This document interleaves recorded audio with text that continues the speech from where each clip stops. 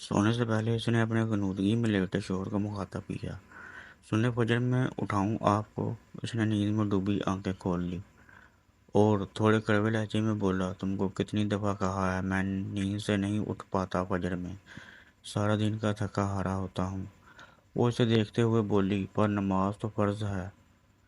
फजर ही क्या, आप कोई भी नमाज अदा नहीं करते, बस जुम्मा या ईद।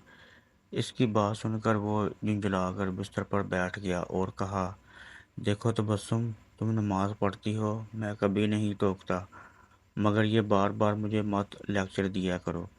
सब ने अपना अपना हिसाब देना है, अब सोने दो मुझे और लाइट बंद कर दो।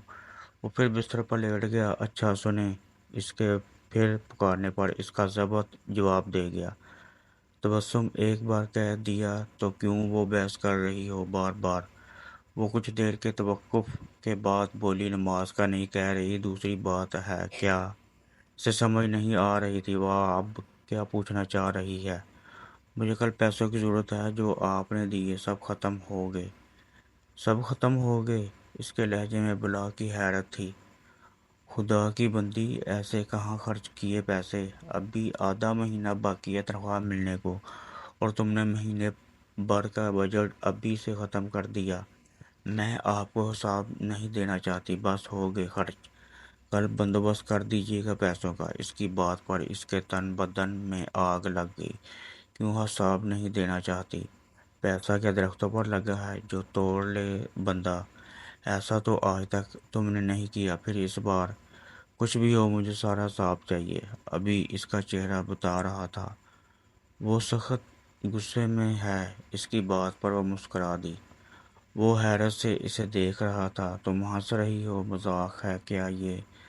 वो बोली, मैं इसलिए हंस रही हूँ कि अल्लाह ने आपको इस घर का सरबराह बना, और जब आपको सरबराही में मैं हिसाब ना रख पाई तो आपको गुस्सा आ गया। अब सोचें, कल को आपसे भी वो रब मैशर में हिसाब मांगेगा तो कैसे देंगे?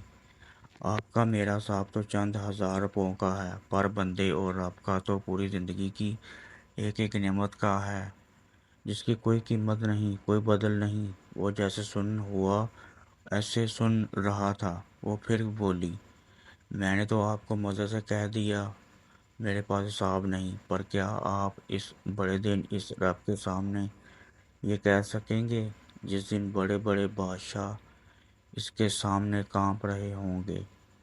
वो चुप हो चुका था, नज़रें झुकाए तसव्वुर में, जैसे इस बड़े दिन के तसव्वुर से कांप रहा था।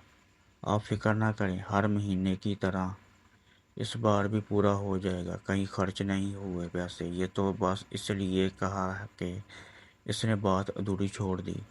सो जाए, मैं लाइट बंद कर देती हूँ। वो उठी तो वो एकदम बोल पड़ा, तबस्सुम जी, तुम उठो तो फजर के लिए मुझे जगा देना। ये कहकर इसने करवट बदली और आंखें बंद कर लीं। इसकी बीवी ने उसे मुस्कुरा कर देखा और बत्ती गुल कर दी। फजर में एक नई रोशनी फूटने वाली थी।